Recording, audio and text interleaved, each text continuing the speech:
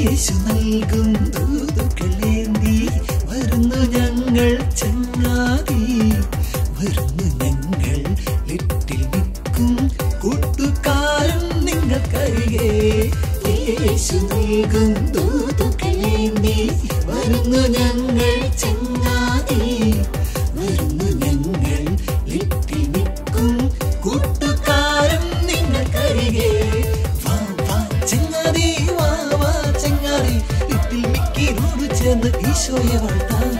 വാ വാ ചങ്ങാതി, വാ വാ ചങ്ങാതി, ലിറ്റിൽ മിക്കിനോട് ചേർന്ന് ഈശോയെ വാഴ്ത്താം. Hero Jesus, hero Jesus, makes us into little heroes. Hero Jesus, hero Jesus, makes us into little heroes.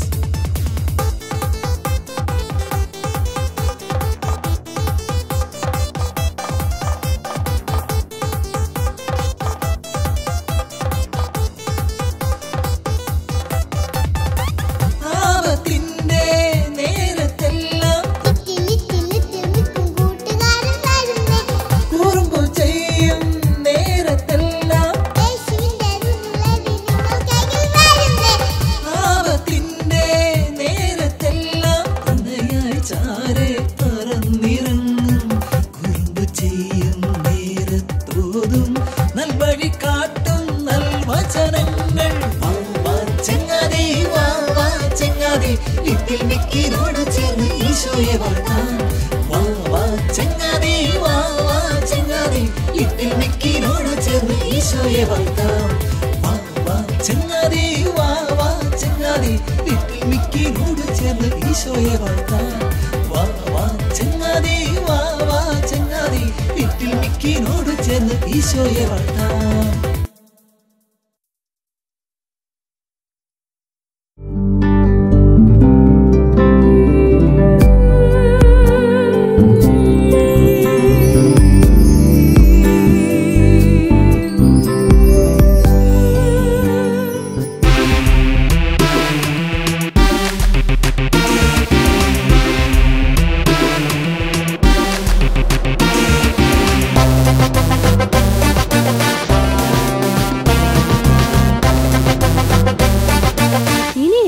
ഇറങ്ങിക്കോ, വേഗം ഇറങ്ങ്.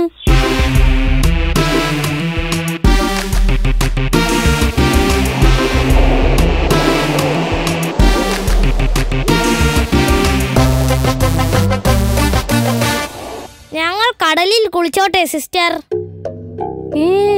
അതൊന്നും വേണ്ട, അതൊക്കെ റിസ്കാ. പിന്നെ എന്തിനാ നമ്മൾ ബീച്ചിലേക്ക് വന്നത്? നിങ്ങളെ കടൽ കാണിക്കാനാ കൊണ്ടുവന്നത്, അല്ലാതെ കടലിൽ ഗുസ്തി പിടിക്കാനല്ല. എന്നാൽ ഞങ്ങൾ അടുത്ത് പോയിക്കോട്ടെ. അതിന് വിരോധമില്ല, പക്ഷേ ആരെങ്കിലും വെള്ളത്തിലിറങ്ങിയാ അപ്പോ തന്നെ നമ്മൾ തിരിച്ചു പോവും, പറഞ്ഞേക്കാം. ഇല്ല സിസ്റ്റർ, ആരും ഇറങ്ങില്ല.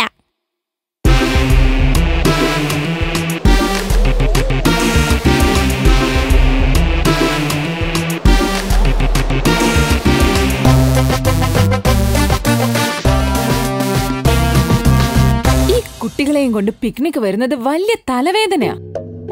സംഗതി ശരിയാ, പക്ഷേ ഉല്ലാസയാത്രകൾ വേണ്ടെന്ന് വെക്കാൻ പറ്റുമോ? നമ്മുടെ കണ്ണൊന്ന് തെറ്റിയാ മതി, പണി പാളും. കൂട്ടത്തില് വികൃതി പിള്ളേരും ഉണ്ടല്ലോ. ഇങ്ങനെ ഓരോന്ന് പറഞ്ഞ് പേടിപ്പിക്കല്ലേ ലിസി ടീച്ചറെ. ഇല്ലാത്ത ധൈര്യം അഭിനയിച്ച ഞാൻ പിടിച്ചു നിൽക്കുന്നെ. കുട്ടികളുടെ കാര്യമായതുകൊണ്ട് ജാഗ്രത വേണം സിസ്റ്റർ. 100 പട്ടങ്ങൾ പറത്തുമ്പോ അതെല്ലാം പല രീതിയിലായിരിക്കും പറക്കുന്നത്. ഇതിന്റെ എല്ലാം ചരട് നമ്മുടെ കയ്യിലിരുന്നാ മതി.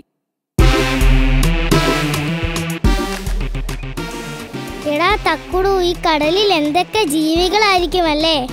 പിന്നല്ലാതെ, കരയിലുള്ളതിനേക്കാൾ ജീവികൾ കടലിലുണ്ടെന്നാ എന്റെ പപ്പ പറഞ്ഞിട്ടുള്ളത്. അവര് നമ്മളെ പോലെ ടൂർ പോവോടെ പൊന്നു? അവർ എന്തിനാടി ബെറ്റി ടൂറ് പോകുന്നത്? കടലിന്റെ അടിഭാഗം ശരിക്കും ഒരു മാന്ത്രിക ലോകമാ. ഡിസ്കവറി ചാനലിൽ കണ്ടിട്ടില്ലേ? എന്തായാലും ഈ സ്റ്റഡി ടൂറുകൾ ഇത്ര സൂപ്പർ ആവുമെന്ന് ഞാൻ വിചാരിച്ചില്ല.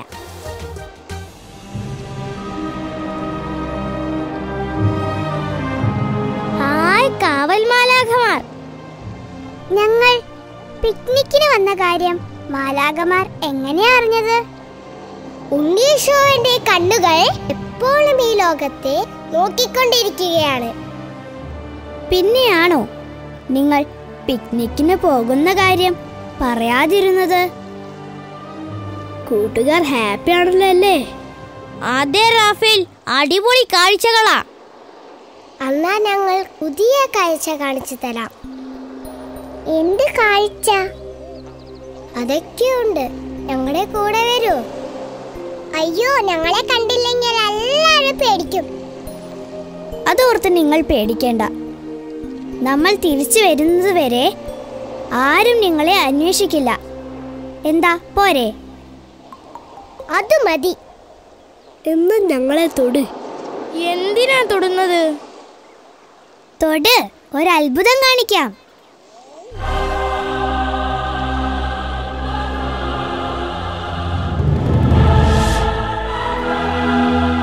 അമ്മോ, നമ്മളിത് എവിടെയാ മാലാഖമാരെ വന്നിരിക്കുന്നത്? ആ ബോർഡ് വായിച്ചു നോക്ക്. ദുർഗുണ പരിഹാര പാഠശാല എന്ന് പറഞ്ഞാൽ എന്താണ് മാലാഖമാരെ? നിങ്ങൾക്ക് മനസ്സിലായില്ലേ? ഇല്ല. കുട്ടികളുടെ ജയിലെന്ന് കേട്ടിട്ടുണ്ടോ? ജയിലെന്ന് കേട്ടിട്ടുണ്ട്, കുട്ടികളുടെ ജയിലെന്ന് കേട്ടിട്ടില്ല. എന്നാ ഇതാണ് കുട്ടികളുടെ ജയിൽ. ജയിൽ പുള്ളികൾ എന്ന് പറഞ്ഞാൽ വലിയവരല്ലേ? വലിയവർ മാത്രമല്ലല്ലോ കൂട്ടുകാരെ പാപം ചെയ്യുന്നത്. കുട്ടികളും പാപം ചെയ്യുന്നുണ്ടല്ലോ. നിയമത്തിന് മുന്നിൽ കുറ്റവാളികളായ കുട്ടികളെ കോടതി ശിക്ഷിക്കും.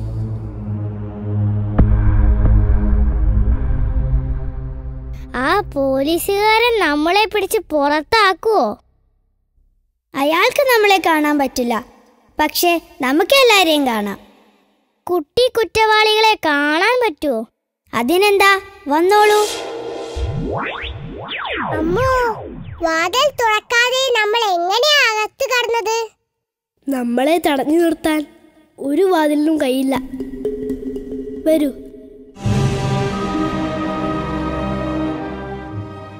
നിങ്ങൾ ധൂർത്തപുത്രന്റെ കഥ കേട്ടിട്ടില്ലേ? കേട്ടിട്ടുണ്ട്. അവനും ഒരു ധൂർത്തപുത്രനാണ്. ധൂർത്തപുത്രൻ ബൈബിളിലല്ലേ? ബൈബിളിൽ മാത്രമല്ല, കുട്ടികളിൽ അന്നും ഇന്നും ധൂർത്തപുത്രന്മാരുണ്ട്. എന്നാൽ ഞങ്ങൾക്കും അവന്റെ കഥ കേൾക്കണം.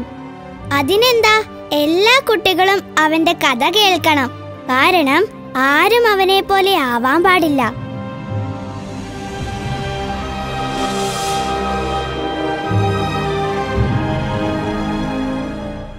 പപ്പയുടെയും മമ്മിയുടെയും ഏക മകനാണ് ജിത്തു. അവർ അവനെ ഇഞ്ചിച്ച് വഷളാക്കി. കുഞ്ഞായിരുന്നപ്പോൾ അവൻ എന്ത് വികൃതി കാണിച്ചാലും അവർ അവനെ കുറ്റപ്പെടുത്തിയില്ല, വഴക്കും പറഞ്ഞില്ല. മറ്റുള്ളവർ ജിത്തുവിന്റെ തെറ്റുകൾ ചൂണ്ടിക്കാണിക്കുന്നതും അവർക്ക് സഹിക്കാൻ കഴിഞ്ഞില്ലായിരുന്നു. അതുകൊണ്ട് തന്നെ അവരെന്നും ജിത്തുവിന്റെ പേരിൽ അയൽക്കാരോട് വഴക്കുണ്ടാക്കി. അങ്ങനെ ജിത്തുവിനെ സ്കൂളിൽ ചേർത്തു. സ്കൂളിൽ പോയി തുടങ്ങിയിട്ടും ജിത്തുവിന്റെ സ്വഭാവത്തിന് മാറ്റമൊന്നും ഉണ്ടായിട്ടില്ല. അവൻ ടീച്ചേഴ്സിന് തീരാ തലവേദനയായിരുന്നു.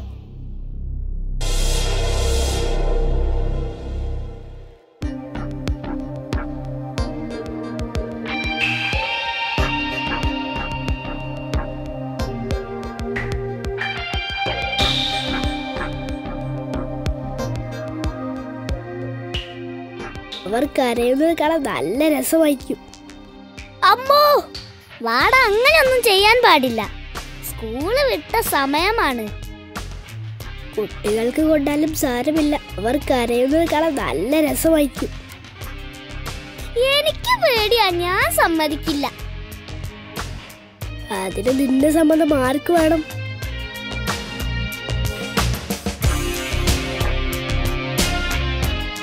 അമ്മേ,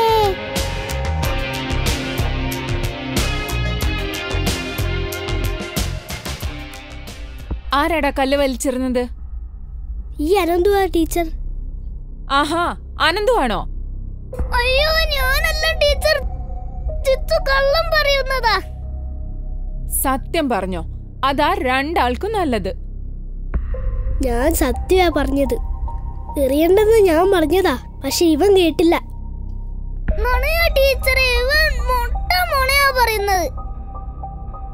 അപ്പൊ രണ്ടാളും സത്യം പറയില്ല അല്ലേ? എറിഞ്ഞത് ഞാനാണെങ്കിൽ അവളെ എന്റെ കയ്യിൽ ഉണ്ടാവില്ലേ? ടീച്ചർ കണ്ടോ, ഇത് അനന്തുവിന്റെ കയ്യിലല്ലേ ഇരിക്കുന്നത്. ശരിയാണല്ലോ. അപ്പൊ അനന്തുവാണല്ലേ എറിഞ്ഞത്? ജിത്തു എറിഞ്ഞിട്ട് ഈ കവണ എന്റെ കയ്യിൽ തന്നതാ. ഞാനല്ല ടീച്ചറെ എറിഞ്ഞത്. ശരി, രണ്ടാളും സത്യം പറയാത്തത് കൊണ്ട് ഇനി എന്ത് വേണമെന്ന് പ്രിൻസിപ്പൽ തന്നെ തീരുമാനിക്കട്ടെ. നടക്ക്. ജിത്തു ആണ് എറിഞ്ഞത് ടീച്ചർ, ഞാൻ കണ്ടതാ. ആഹാ, വികൃതി തരം കാണിച്ചതും പോരെ കള്ളവും പറയുന്നോ? അടിച്ചു നിന്റെ തൊണ്ട ഞാൻ പൊട്ടിക്കും. പാടാ. വിട്, എന്നെ വിടാനാ പറഞ്ഞത്. ദൈവമേ, എന്താ ഇത്? ടീച്ചർ എന്തായി കാണിക്കുന്നേ? എന്റെ മോനെ വിടൂ. ഇവൻ എന്താ ചെയ്തതെന്നറിയോ? ഇവൻ കല്ല് വലിച്ചെറിഞ്ഞ് കുട്ടിയുടെ തല പൊട്ടിച്ചു. കുട്ടികളാവുമ്പോ അങ്ങനെയൊക്കെ ഉണ്ടാകും. ടീച്ചർ അങ്ങ് ക്ഷമിക്കേ. അതൊന്നും ഇവിടെ പറ്റില്ല. കുട്ടികൾ തെറ്റ് ചെയ്താൽ ശിക്ഷിക്കും. എന്റെ മോനെ ആരും തല്ലുന്നത് എനിക്കിഷ്ടല്ല. വെറുതെ അല്ല മോനിങ്ങനെ വഷളായി പോകുന്നത്. ഓ, അത് ഞാനങ്ങ് ക്ഷമിച്ചു. മമ്മിയുടെ മോർണിംഗ് വന്നേ. മമ്മി ഐസ്ക്രീം മേടിച്ചു തരാം, ചോക്ലേറ്റ് മേടിച്ചു തരാം. വാടാ കൂട്ടാ.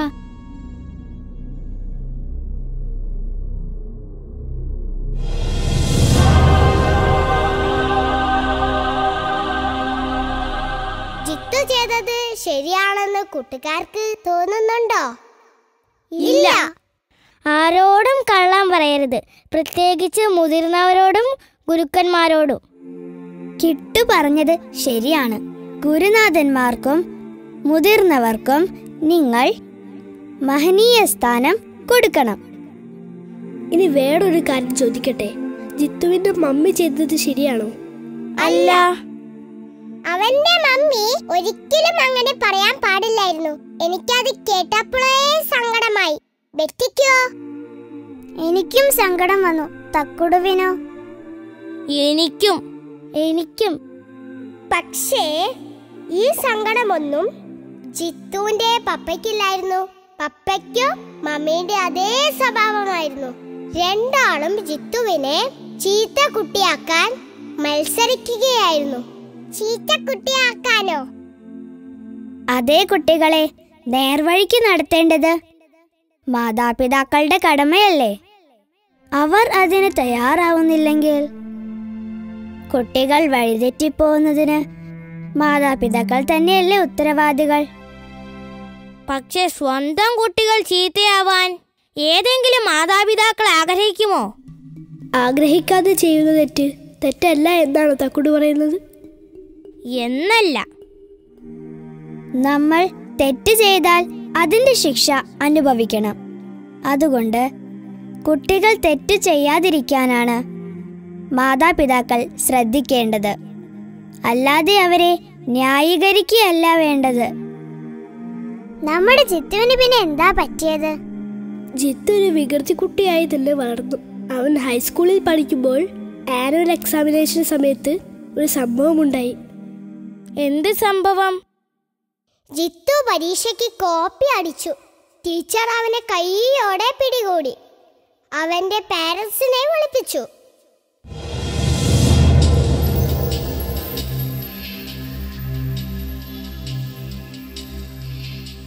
ഇതുപോലൊരു സംഭവം ഈ സ്കൂളിന്റെ ചരിത്രത്തിൽ ഇതുവരെ ഉണ്ടായിട്ടില്ല. അത്രയും നല്ല രീതിയിലാണ് ടീച്ചേഴ്സ് അവരെ പഠിപ്പിക്കുന്നത്. ടീച്ചേഴ്സ് പഠിപ്പിക്കുന്നത് നല്ല രീതിയിലാണെങ്കിൽ എന്റെ മോന് കോപ്പി അടിക്കേണ്ട കാര്യമുണ്ടായിരുന്നോ? നിങ്ങൾ ഇപ്പോഴും ജിത്തുവിനെ ന്യായീകരിക്കുകയാണോ? എങ്ങനെ ന്യായീകരിക്കാതിരിക്കും? അവര് പഠിപ്പിക്കുന്നതൊന്നും ജിത്തുവിന് മനസ്സിലാകുന്നില്ലെന്നാ ജിത്തു പറയുന്നത്. മനസ്സിലാവണമെങ്കിൽ ക്ലാസ്സിൽ ശ്രദ്ധിക്കണം, മുടങ്ങാതെ ക്ലാസ്സിൽ വരണം. സാർ ഇങ്ങനെ ഞങ്ങളുടെ കുട്ടിയെ ഇൻസൾട്ട് ചെയ്യരുത്. ഞങ്ങൾക്കത് സഹിക്കാൻ കഴിയില്ല. ഇതാണ് നിങ്ങളുടെ കുഴപ്പം. സ്വന്തം മകന്റെ തെറ്റുകൾ കാണാൻ ആരും തയ്യാറല്ല. മതി പറഞ്ഞത്. സാറിനോടൊരു സോറി പറഞ്ഞിട്ട് നീ ക്ലാസ്സിൽ പോടാ. അത് മേഡമല്ല തീരുമാനിക്കുന്നത്. അതിനാ പ്രിൻസിപ്പാളാണെന്നും പറഞ്ഞ് ഞാൻ ഈ കസേരയിൽ ഇരിക്കുന്നത്. എന്തായാലും ഇനി എന്റെ മോനെ ഇങ്ങനെ കുത്തി നോവിക്കാൻ ഞാൻ സമ്മതിക്കില്ല.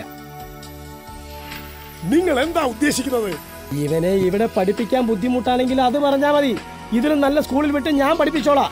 ഏത് സ്കൂളിൽ വിട്ടാലും സ്വയം നന്നാവണമെന്ന് ഈ കുട്ടിക്ക് തോന്നാതെ എന്തെങ്കിലും പ്രയോജനമുണ്ടോ? അതൊക്കെ ഞങ്ങൾ തീരുമാനിച്ചോളാം. നീ വാട കൂട്ടാ.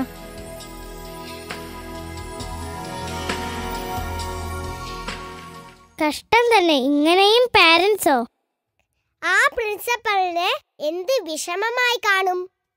ജിത്തുവിന്റെ സ്ഥാനത്ത് ഞാനായിരുന്നെങ്കിൽ അപ്പോൾ പറഞ്ഞേനെ എന്റെ പ്രിൻസിപ്പാളോട് പപ്പയും മമ്മിയും ഇങ്ങനെ പറയരുതെന്ന്.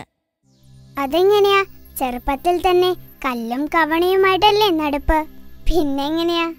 ബെറ്റി പറഞ്ഞത് ശരിയാ. പല തുള്ളികൾ ചേർന്ന് പെരുവെള്ളമാകുന്നത് പോലെ കൊച്ചു കൊച്ചു തെറ്റുകൾക്കു നേരെ കണ്ണടച്ചാൽ അതൊരു വലിയ തെറ്റായി മാറും. അങ്ങനെ ജിത്തു എന്ന കുട്ടി ഒരു വലിയ തെറ്റായി മാറി. അവന്റെ പപ്പയ്ക്കും മമ്മിക്കും തിരുത്താൻ കഴിയാത്ത ഒരു വലിയ തെറ്റ്. കോളേജ് ഹോസ്റ്റലിൽ വെച്ച് ജൂനിയേഴ്സിനെ റാഗ് ചെയ്തു. റാഗിങ് എന്ന് പറഞ്ഞാൽ കൊടിയ മർദ്ദനം തന്നെയായിരുന്നു. എന്നിട്ട് 2 കുട്ടികൾ പരിക്കേറ്റ് ആശുപത്രിയിലായി. എന്നിട്ട് ജിത്തുവിനെ കോളേജിൽ നിന്ന് സസ്പെൻഡ് ചെയ്തു. പിന്നെ കോടതി, കേസ്. എന്നിട്ട് കോടതി അവനെ ശിക്ഷിച്ചു. അങ്ങനെയാണ് അവൻ ദുർഗുണ പരിഹാര പാഠശാലയിലായത്. ഈ സംഭവമൊക്കെ നടന്നപ്പോൾ ജിത്തുവിന്റെ പാരന്റ്സ് എന്താ പറഞ്ഞത്? അവരപ്പോഴും ജിത്തുവിനെ കുറ്റപ്പെടുത്തിയില്ല. അവരെയാ ആദ്യം പിടിച്ച് അകത്തിടേണ്ടത്. പക്ഷേ അയൽക്കാരുടെ അടുത്തും ടീച്ചേഴ്സിന്റെ അടുത്തും വാദിച്ചു ജയിക്കുന്ന പോലെ കോടതിയിൽ വാദിച്ചു ജയിക്കാൻ പറ്റില്ലല്ലോ. കോടതി നല്ല ശിക്ഷ കൊടുത്തു. അവർ അവനെ ദുർഗുണ പരിഹാര പാഠശാലയിൽ അയച്ചു. അല്ല, ആ ചെക്കനും അവന്റെ പാരന്റ്സിനെ പോലെയാണോ സംസാരിച്ചത്? തക്കുട് നല്ല ചോദ്യമാ ചോദിച്ചത്. ആ പാരന്റ്സിനെ മാനസികമായി തകർത്ത് കളഞ്ഞ പ്രതികരണമായിരുന്നു ജിത്തുവിൽ നിന്നും ഉണ്ടായത്. അതെന്താ റാഫേൽ? ജിത്തുവിനെ പോലീസ് അറസ്റ്റ് ചെയ്തു. അവന്റെ പപ്പയും മമ്മിയും പോലീസ് സ്റ്റേഷനിൽ അവനെ കാണാൻ ചെന്നു.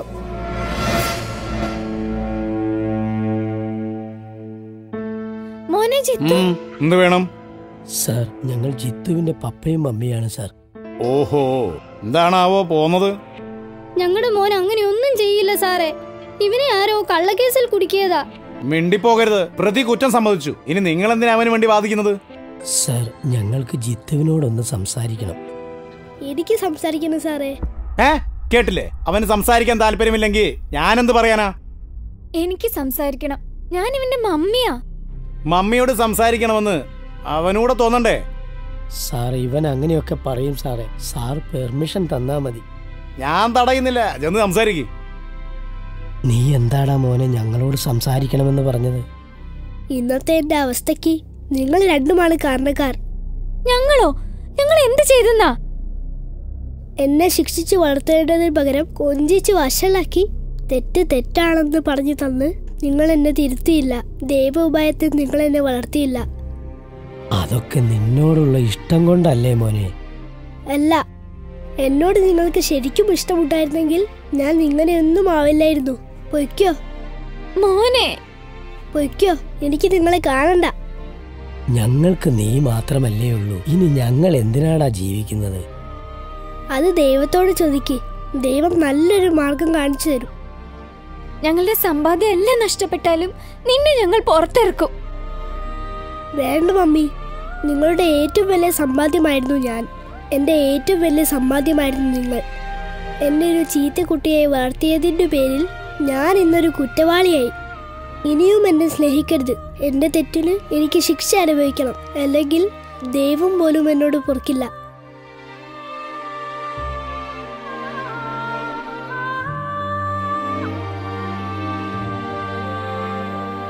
കഥ കേട്ടിട്ട് കൂട്ടുകാർക്ക് എന്താണ് തോന്നിയത്? ജിത്തുവിന്റെ പപ്പയ്ക്കും മമ്മിക്കും അങ്ങനെ തന്നെ കിട്ടണം. ജിത്തുവിനെ നല്ല കുട്ടിയായി വളർത്താതെ ആയിട്ടല്ലേ ജിത്തു അവരെ തള്ളിപ്പറഞ്ഞത്. ഇനി എന്തൊക്കെ അപമാനങ്ങളാ അവർ സഹിക്കേണ്ടി വരിക. ബെറ്റിക്കൊന്നും പറയാനില്ലേ? എനിക്ക് ജിത്തുവിന്റെ സംസാരം നന്നായി ഇഷ്ടപ്പെട്ടു. ശരി, ഇനി ഞാനൊരു കാര്യം ചോദിക്കട്ടെ. ധൂർത്തപുത്രൻ എന്താ ധൂർത്തടിച്ചത്? അപ്പന്റെ സ്വത്തിന്റെ പകുതി വാങ്ങിച്ചാണല്ലോ അവൻ ധൂർത്തടിച്ചത്. എന്നാൽ ഞാൻ പറയുന്നു, തന്റെ പപ്പന്റെയും ജ്യേഷ്ഠന്റെയും സ്നേഹമാണ് അവൻ ധൂർത്തടിച്ചത്. സ്നേഹം ധൂർത്തടിച്ചാൽ നമ്മുടെ മനസ്സിൽ തിന്മ നിറയും. നമ്മൾ സാത്താന്റെ അടിമകളായി മാറും. കാരണം ദൈവം സ്നേഹമാണ്. അത് ശരിയാണല്ലോ. സ്നേഹം ധൂർത്തടിച്ച് സാത്താന്റെ അടിമയായി മാറിയത് കൊണ്ടാണ് ധൂർത്തപുത്രൻ അപ്പനോട് അങ്ങനെ പെരുമാറിയത്. അത് തന്നെയാണ് ജിത്തുവിനും സംഭവിച്ചത്. ജിത്തു പപ്പയുടെയും അമ്മയുടെയും സ്നേഹം ധൂർത്തടിച്ചു. ജിത്തു സങ്കടപ്പെട്ടല്ലോ. പശ്ചാത്താപം സാത്താന് എതിരാണ്. അതുകൊണ്ട് നിങ്ങൾ ചെയ്തു പോയ തെറ്റുകളോർത്ത് പശ്ചാത്തപിക്കുമ്പോൾ സാത്താൻ പിൻവാങ്ങും. അപ്പോൾ ഉണ്ണീശോ ജിത്തുവിനോട് ക്ഷമിക്കുമല്ലേ? ക്ഷമിക്കും. എന്നാൽ അവന്റെ തെറ്റിന് അവൻ കോടതിയിൽ നിന്ന് ശിക്ഷ ലഭിക്കും.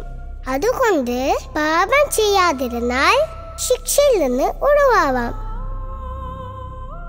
എന്നാലും ജിത്തുവിന്റെ കഥ ഞങ്ങൾക്കൊരു നല്ല പാഠമാണ്. അത് നിങ്ങളുടെ കൂട്ടുകാരുമായി പങ്കുവെക്കുക. ഇനിയൊരു ധൂർത്തപുത്രൻ കൂടെ ഉണ്ടാവാതിരിക്കാൻ. ശരി, എന്നാ നമുക്കിനി തിരിച്ചു പോയാലോ? അവരിപ്പോൾ ഞങ്ങളെ കാണാതെ വിഷമിക്കുന്നുണ്ടാവും. ഇല്ല കൂട്ടുകാരെ, നിങ്ങൾ വന്നത് ആരും അറിഞ്ഞിട്ടില്ല, ഇനി അറിയാനും പോകുന്നില്ല. ഞാനൊരു ആശ പറഞ്ഞാൽ മാലാഖമാർ സാധിച്ചു തരുമോ? എന്താ പൊന്നു, പറ. അതെനിക്ക് മാലാഖമാർ പണ്ട് കാട്ടിൽ വെച്ച് വലുതായില്ലേ, അതുപോലെ ഒന്നും കൂടി വലുതാവുമോ? അതിനെന്താ, പൊന്നുവിന്റെ ഒരു ആഗ്രഹമല്ലേ. അമ്മോ, സ്വർഗത്തിൽ വരുമ്പോ ഞങ്ങളെ ഈ വിദ്യ ഒന്ന് പഠിപ്പിക്കണേ. പഠിപ്പിക്കാം. തൽക്കാലം നമുക്ക് തിരിച്ചു പോയാലോ?